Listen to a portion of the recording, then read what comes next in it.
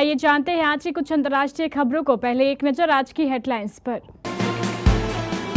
Srinagar Sonamarg root का वो tunnel project जिसे आतंकियों ने बनाया निशाना, 7 कर्मचारियों को उतारा मौत के घाट। सीएम नायाब सिंह सैनी वित्त गृह विभाग, अनिल विज संभालेंगे ऊर्जा और परिवहन विभाग की जिम्मेदारी। बिहार उपचुनाव के लिए महागठबंधन ने घोषित किए अपने उम्मीदवार, रामगढ़ से जगदानंद सिंह के बेटे मैदान में। हरियाणा की हार से सहमी कांग्रेस, मराठा लैंड में बगावत की चिंगारियों पर डाल रही पानी। देश के राजनीतिक खतरे से निपटने के लिए मोदी का 1 लाख वाला प्लान जानते हैं, पीएम की तैयारियां हो रही बड़ी। अब हिजबुल्लाह का दाना पानी होगा बंद।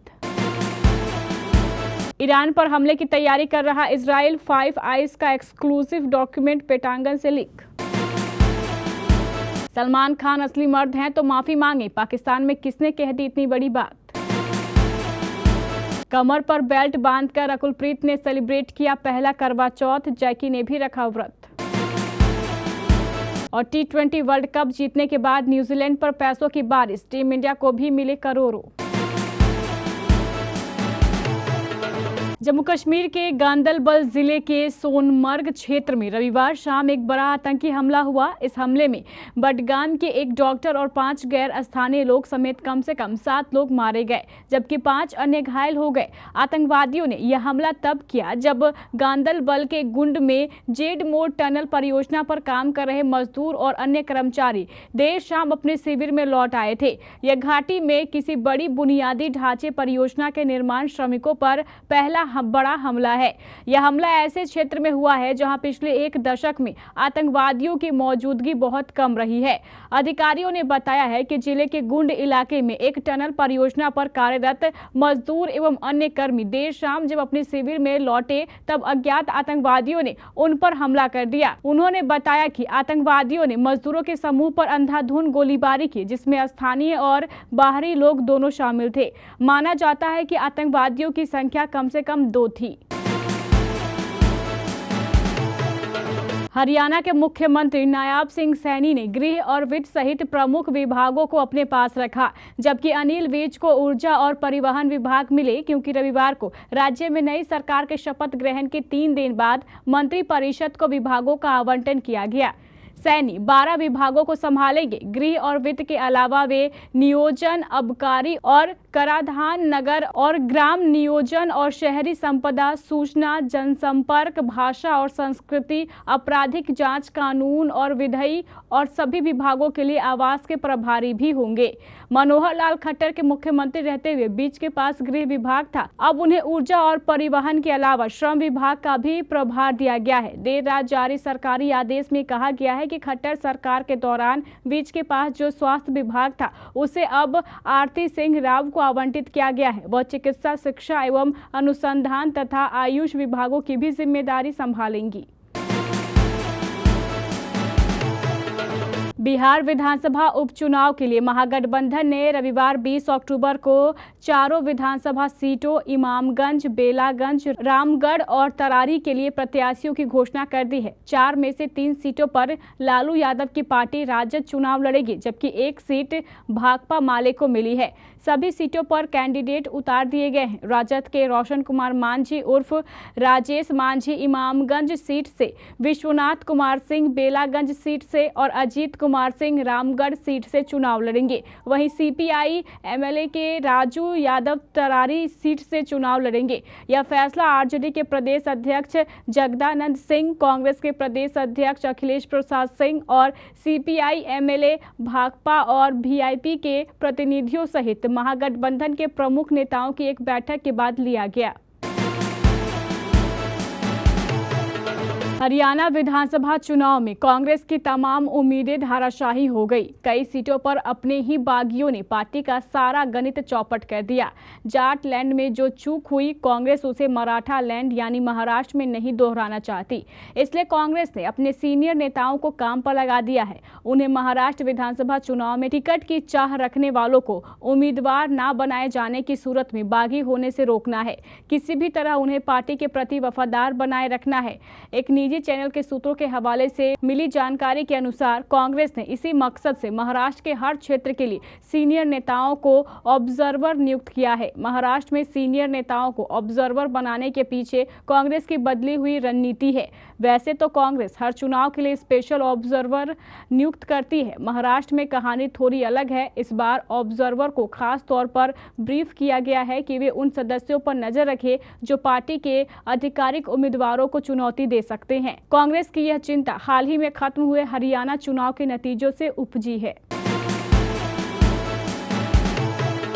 प्रधानमंत्री नरेंद्र मोदी ने परिवारवादी राजनीति को देश के सामने खड़ा बहुत बड़ा खतरा करार देते हुए रविवार को कांग्रेस और समाजवादी पार्टी पर परिवारवाद और तुष्टीकरण की राजनीति करने का आरोप लगाया और कहा कि ऐसे दलों के लिए वाराणसी का विकास ना तो पहली प्राथमिकता में था और ना ही भविष्य में कभी होगा।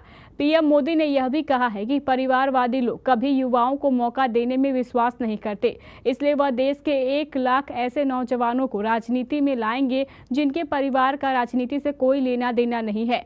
प्रधानमंत्री ने अपने संसदीय निर्वाचन क्षेत्र वाराणसी के सिगरा स्थित स्पोर्ट्स कॉम्प्लेक्स में एक कार्यक्रम में राष्ट्र को समर्पित 6,700 रुपए की विकास परियोजनाओं का लोकार्पण करने के बाद अपने संबोधन में विपक्षी दलों कांग्रेस और सपा पर निशाना साधा था। उन्होंने कहा, दशकों बाद बनारस के विकास के लिए इतना काम एक साथ हो रहा है, वरना काशी को तो जैसे उनके हाल पर छोड़ दिया गया था। अब 10 साल पहले की स्थिति याद करिए, बनारस को विकास के लिए तरसाया जाता था। इजराइल हिजबुल्लाह जंग अब और खतरनाक होती जा रही है। इजराइल का आसमान के साथ साथ जमीनी आक्रमण जारी है। हसन नसरल्लाह के खात्मे के बाद भी हिजबुल्लाह अभी उस कदर नहीं टूटा है जिसकी उम्मीद इजराइल को थी। यही वजह है कि अब इजराइल पूरी तरह से हिजबुल्लाह और उसके लड़ाकों की कमर तोड़ने में लगा है। लेबनान में इजराइल और उसकी सेना उन चीज़ों को निशाना बना रही है जिससे डायरेक्ट या इनडायरेक्ट तौर पर हिजबुल्लाह के लोग जुड़े हैं।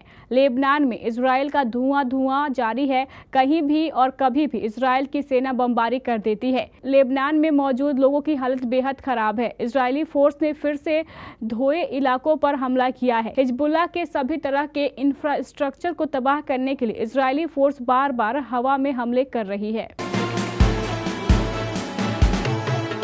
इजराइल के खिलाफ जवाबी कार्रवाई के लिए ईरान के खिलाफ जवाबी कार्रवाई के लिए इजराइल की योजनाओं के बारे में अत्यधिक गोपनीय जानकारी लीक होने की खबर सामने आने के बाद हड़कंप मचा हुआ है।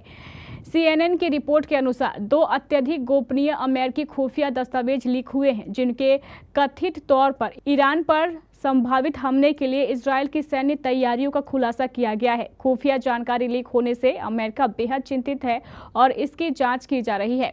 15 और 16 अक्टूबर की तारीख वाले ये दस्तावेज ईरान से जुड़े एक टेलीग्राम अकाउंट मिडिल ईस्ट स्पेक्ट्रेट पर प्रकाशित किए गए थे। इन दस्तावेजों में कथित तौर पर ईरान पर संभावित हमले के लिए इजराइल की तैयारियों की जानकारी दी गई है।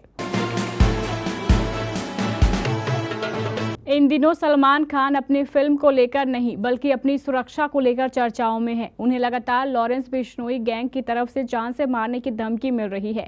मामला गंभीर इसलिए भी है क्योंकि हाल ही में एनसीपी लीडर बाबा सिद्दीकी जो सलमान के करीबी थे उनकी हत्या कर दी गई। सलमान खान की सुरक्षा भारत ही नहीं पाकिस्तान में भी चर्चा का विषय बनी हुई है। अब इस पर पाकिस्तान से भी रिएक्शन आने लगे हैं। पाकिस्तान के मशहूर यूट्यूब चैनल रियल एंटरटेनमेंट ने लोगों की प्रतिक्रिया का एक वीडियो शेयर किया है। इस वीडियो में पीएम मोदी के पाकिस्तान में सबसे बड़े फैन आबिद अली ने सलमान खान को लेकर बयान दिया है। आबिद अली ने कहा, समझना होगा कि लॉरेंस बिश्नोई और उसका गैंग कहना क्या चाहता है। वो सलमान से बस माफी चाहता है। जिस हिरन को सलमान खान साहब ने मारा वो उसे भगवान मानते हैं। सलमान खान को एक मैसेज देना चाहता हूँ कि भाई, बॉडी बना लेने से इंसान मर्द नहीं बनता। असली मर्द वो होता है जो अपनी गलती माने और ऐसा करने पर हो सकता है वो आपको मानने लगे। रकुलप्रीत सिंह को हाल ही में पीठ में चोट लग गई थी, जिसके बाद से वे बेड रेस्ट पर है। बेड रेस्ट पर होने के बावजूद उन्होंने करवा चौथ का व्रत रखा था, जिसकी झलक उन्होंने सोशल मीडिया पर फैंस को दिखाई है। रकुल ने कमर में चोट लगने के बावजूद पति जैकी भगनानी के लिए व्रत रखा था। खास बात यह है कि जैकी ने भी रकुल के लिए व्रत रखा। रकुल ने करवा चौथ सेलिब्रेशन की ढेर सारी तस्वीरें सोशल मीडिया पर शेयर की है, जिसमें उन्होंने चांद देखने के साथ अपनी सरगी भी फैंस को दिखाई है। रकुल और जैकी ने इस खास दिन पर ट्विनिंग भी की थी। दोनों रेड आउटफिट में बहुत ही प्यारे लग रहे थे। फोटो में रकुल की बैक पर बेल्ट बंधी हुई नजर आई।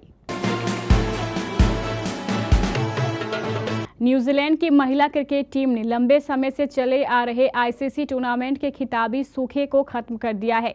कीवी टीम ने दुबई में खेले गए फाइनल में साउथ अफ्रीका को हराकर महिला T20 विश्व कप जीत लिया है।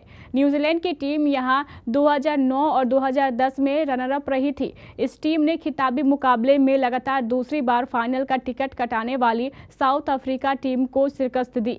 खिताबी जीत से न्यूजीलैंड की टीम मालामाल हो गई है। उसे वर्ल्ड कप जीतने पर ओवरऑल 21 करोड़ 40 लाख रुपए मिले, जिसमें 19 करोड़ 67 लाख टाइटल जीतने पर दिया गया। न्यूजीलैंड के खिलाफ फाइनल में हारने वाली उप विजेता साउथ अफ्रीका टीम के खाते में 11 करोड़ 56 लाख रुपए आए, जिसमें दूसरे नंबर पर रहने के लिए 9 करोड़ 83 लाख रुपए शामिल था। वहीं सेमीफाइनल के दौर से बाहर होने वाली भारतीय टीम ने इस विश्व कप में 2 मुकाबले जीते थे।